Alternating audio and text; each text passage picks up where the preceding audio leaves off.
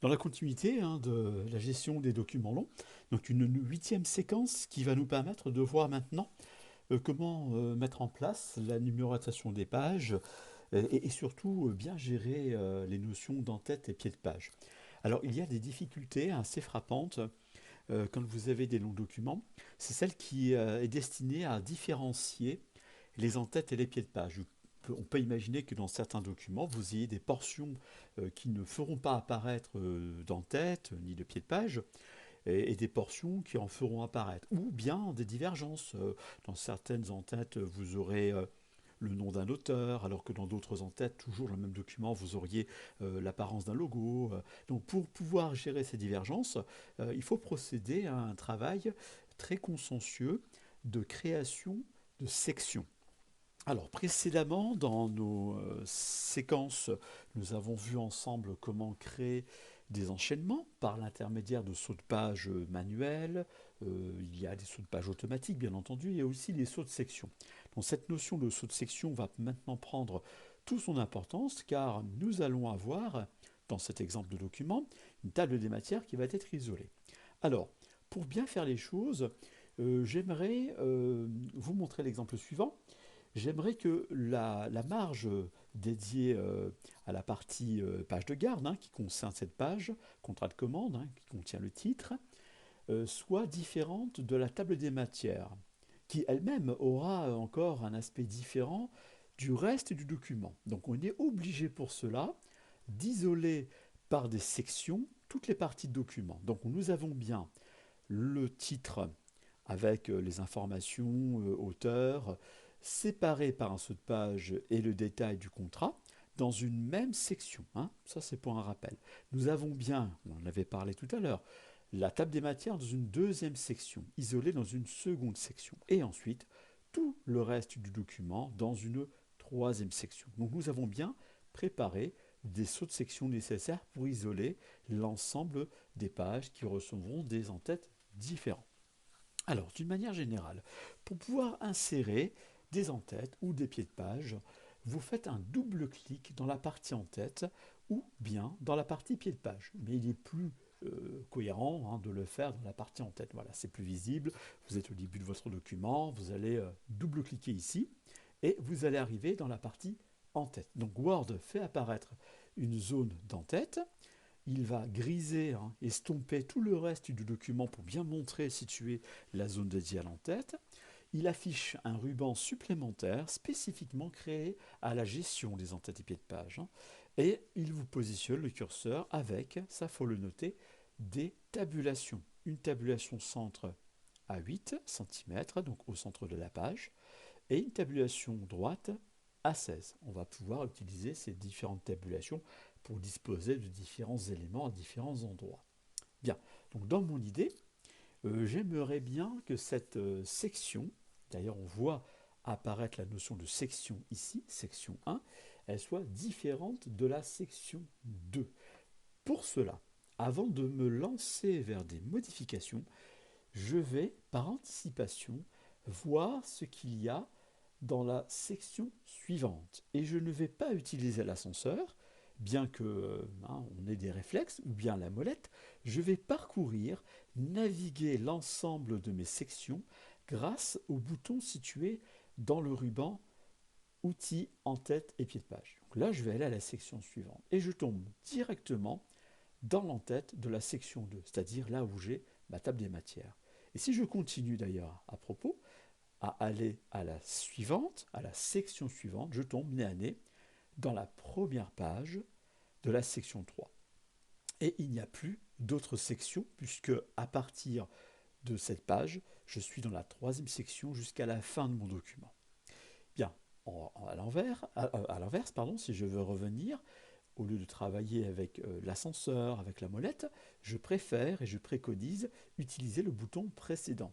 Donc je reviens à l'entête de la section 2 et je reviens ici à l'entête de la section 1. Donc c'est comme très utile de prendre l'habitude de naviguer dans vos entêtes, dans vos pieds de page, qui plus est s'il y a des notions de section, de le faire par ces deux boutons. C'est beaucoup plus intelligent, vous ne pourrez pas vous y perdre.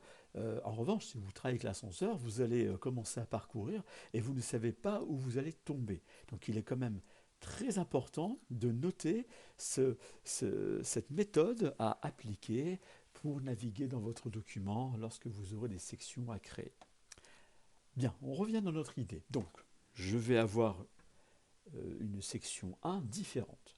Attention, pour le moment, si je vais à la section suivante, on remarque un petit message. Il est situé à droite de la zone de section. Il indique la mention identique au précédent. C'est très important. Cela veut dire que si je fais des modifications dès maintenant dans ma section 2, toutes ces modifications vont se répercuter aussi bien à la section suivante, la section 3, c'est-à-dire toutes les autres pages, où je commence avec les chapitres objets, durée, etc. Mais cela va aussi s'ajouter, cette modification, aux premières sections, aux sections précédentes. Donc pour éviter que les mises en page soient les mêmes, pour isoler la table des matières au niveau de l'entête, je vais rompre le lien. Je vais rompre le lien entre la section 1 et la section 2. Et pour cela, je vais décliquer le bouton lié au précédent. Et en décliquant ce bouton, la mention va disparaître et je viens de casser le lien entre la section 1 et la section 2 au niveau de l'entête. Attention, cela n'est valable que pour l'entête et non pas pour le pied de page. Le pied de page fera office d'un travail également spécifique. D'ailleurs, on peut le regarder maintenant. Si je clique sur le bouton atteindre le pied de page, je me retrouve dans la partie pied de page de la section 2 et je vois apparaître également le message. Donc si je ne veux pas que le pied de page de cette section où je vais avoir ma table des matières soit identique à la section précédente, là où j'aurai ma page de garde, eh bien je vais casser le lien. Je vais rompre le lien. Voilà. Et maintenant, aussi bien en cliquant sur atteindre l'entête dans la partie en-tête que je vais cliquer ici atteindre le pied de page dans le pied de page, la mention identique a disparu. Vous voyez, on le voit bien dans les deux cas. Ce qui veut dire que ma table des matières, qui se trouve dans la section 2, est dorénavant totalement isolée de la section 1.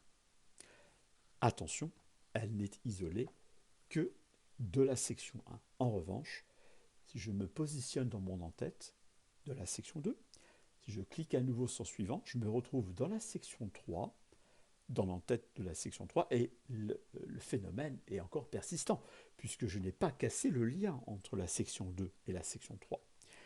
Eh bien, je vais le faire également. Je vais le faire de façon à ce que l'entête de ma section 3, là où j'ai vraiment le corps de mon document avec tous mes chapitres, soit différent. Et je vais rompre le lien de la même manière. Voilà, je décoche le bouton.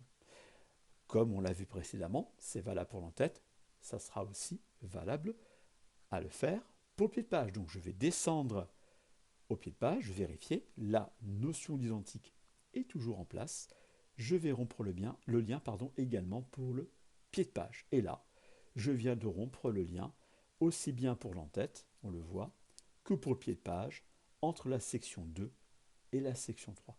On peut considérer dorénavant que la section 2, voilà, je me repositionne dans l'entête de ma section 2, eh bien je suis vraiment dans une section totalement isolée. Alors pour l'exemple, je vais mettre ici le nom de l'auteur, donc l'auteur du document. Ça va être Monsieur Delatour. Voilà. Je vais en profiter pour utiliser les tabulations. Il y en a une placée au centre. Je vais appuyer sur la touche tabulation. J'arrive au centre. Là, je ne vais rien mettre. Je n'ai pas envie de mettre d'informations. Je vais encore appuyer sur tabulation pour arriver à la prochain taquet, ici à droite. Et là, je vais positionner la date. Je vais insérer une date en français, cette date-là, et je la mettrai à jour automatiquement. OK, voilà. Donc là, j'ai positionné les éléments de mon en-tête.